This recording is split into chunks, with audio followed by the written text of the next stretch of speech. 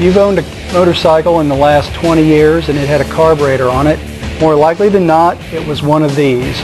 This is a constant velocity or CV carburetor. It's called a constant velocity carburetor because as you open the throttle, a diaphragm controls the slide and keeps the velocity of air constant as it goes through the carburetor. In front of us here, we have disassembled a CV carburetor. The main parts of the carburetor are the float bowl, the float needle, the accelerator pump cavity, the accelerator pump spring, and the accelerator pump diaphragm. The needle holder, the slide diaphragm, the needle jet holder, the pilot or slow jet, the main jet, the diaphragm spring, and the body of the carburetor itself. We're now going to reassemble this carburetor. As we reassemble it, we'll try to touch on some of the issues and problems that you might run into out on the road or even if you're home just cleaning your carburetor. The first thing we're going to do is put the float and the needle back in. The needle has a little spring clip that you always got to make sure goes over this tang on the float. That's what kind of holds it in place. Then make sure that it lines up, drop that in, and put the pin in. Make sure after you put it in that the float does move and it pulls the needle freely with it. Probably the most common thing that you'll run into will be if all of a sudden gasoline starts running out the overflow of your carburetor. More likely than not, what has happened is a little piece of dirt has gotten between the needle and the seat in the carburetor. So if that happens, and you have some tools with you, which you should have, what you want to do is just the opposite of what we just did. And that is take a little punch of some kind, push the pin out. You'll then be able to pull the float and the needle out. Take your fingers, use your shirt, use whatever you can to make sure that this little sealing area on the needle is clean, and at the same time then do whatever you can to make sure that there is no dirt or any piece of material that is stuck in the needle. Once you've done that,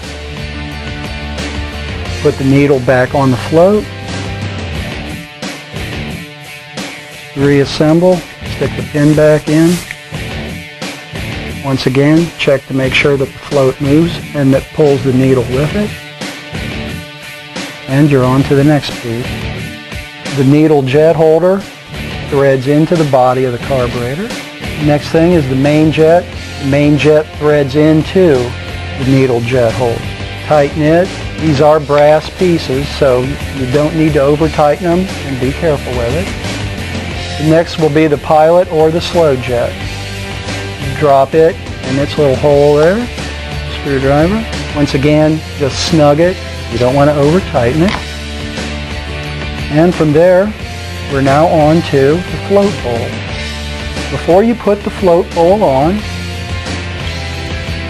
there is a rod that goes into a little plastic mechanism on the side. This rod actuates the accelerator pump. So before you put the float bowl on, always make sure that rod fits into the hole in the float bowl for the accelerator pump. We can now put the float bowl screws in. From here, we'll now install the accelerator pump diaphragm. It fits into a little groove there nice. Put the spring on. Take the accelerator pump body. It has a little O-ring there. Make sure that that O-ring doesn't fall out. Put that on and install the screws in the accelerator pump. Once again, this carburetor is all aluminum, so just nice and snug. You certainly don't want to get carried away. And strip either the head of the screw or strip the threads out of the float bowl. We're now ready to turn it over and install our diaphragm. As you can see, this is a thin rubber. It does have a lip around it that fits into this channel. When you reinstall this, very important that as you drop it in, you make sure that the lip on that diaphragm fits down into that groove. Very important. If you don't do that and pinch this diaphragm, your bike will not run right. It'll get up to about 2,000 or 3,000 RPM, and just about time this slide is supposed to start opening to let the engine breathe, it won't move, and all of a sudden it won't run right. So from here now, drop your needle down into the center. The needle holder, drop it in on top of that, and then we have the needle spring, which goes in on top of that. From there, you take the carb top, sit it down, make sure if that diaphragm is seated in there correctly, the top will sit right down flush. If you see any kind of gap or if you see rubber hanging out, pull the cap back off and check how the diaphragm is in there, because it has popped out of place. From here now,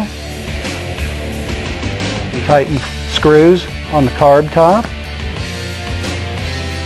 reinstall your carburetor, and you're ready to go splitting the breeze. Thank you.